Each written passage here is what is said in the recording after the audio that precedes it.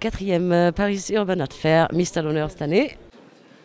Alors Blaze, c'est un artiste qu'on aime beaucoup, qui travaille pas loin d'ici d'ailleurs. Il a son atelier à République, il est français. Et en fait, au départ, c'est un restaurateur de toiles anciennes. Et un jour, il s'est dit, je vais prendre les toiles anciennes et puis je vais rajouter du contemporain dessus. Donc en fait, les œuvres que vous voyez derrière sont des vraies œuvres anciennes qu'il a achetées, qu'il a restaurées. Et ensuite, il rajoute des touches, disons, actuelles dessus. Et c'est vraiment sa signature humoristique, contemporaine. Voilà. Et donc nous, c'est ce qu'on adore avec lui, c'est que ça part déjà d'une certaine profondeur. C'est des vraies toiles d'avant. Et donc c'est évidemment ce mélange. Là, il y a une toile qui date de 1835. Et sur laquelle il a ajouté un capteur qui est très célèbre dans un manga japonais. Et parlons-en de Rime, on arrive, on ne peut pas le louper, quoi. C'est une explosion de couleurs. Et puis moi je connais son histoire graffiti, et là c'est un condensé de sa technique de graffeur, les couleurs qu'il utilise dans ses lettres, mais complètement adapté à son univers BD, cartoon. Mais avec les éléments hyper graphiques, des coups de bombe grossis, des splatchs de peinture. Donc moi, dans un autre univers, le graffiti m'a amené dans les lieux abandonnés, dans les friches au début pour faire des graphes.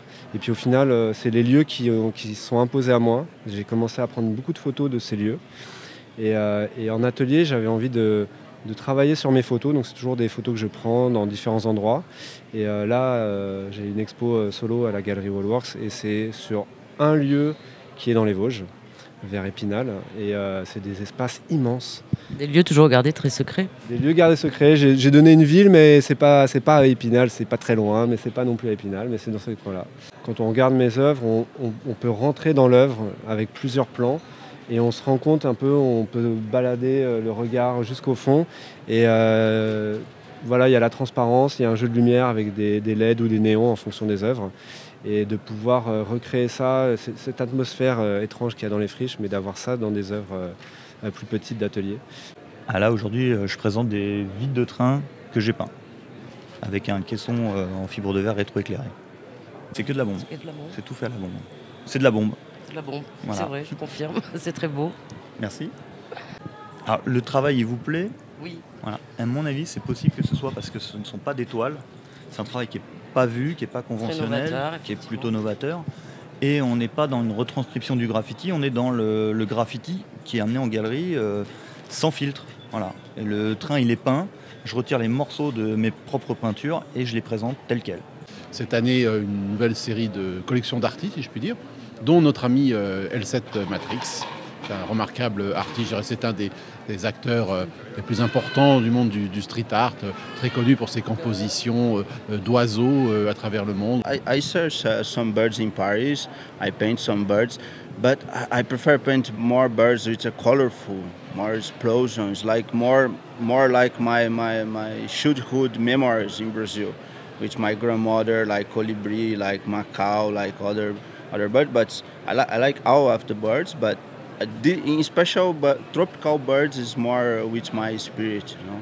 Grégory Wattin, qui vit et travaille à Arras, et qui est un artiste. Alors, il est street artiste, mais c'est surtout un artiste urbain.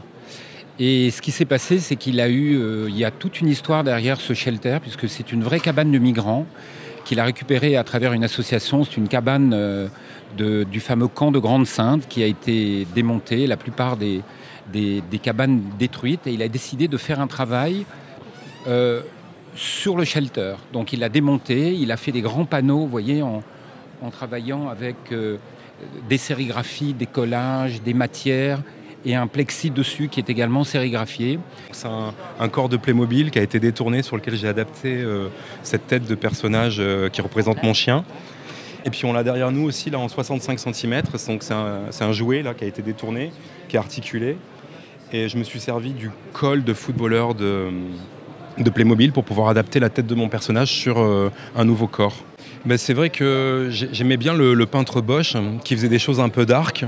Et là, l'idée, c'était de faire quelque chose de plus coloré, en rose, d'assez pop. C'est vrai que Yoda, normalement, est d'une couleur verte. Et faire une espèce de mutation comme ça, impossible, entre un corps avec des grandes pattes de flamant rose et avec cette tête de Yoda, parce que ça matchait au niveau des proportions et ça faisait un personnage un peu incroyable comme ça.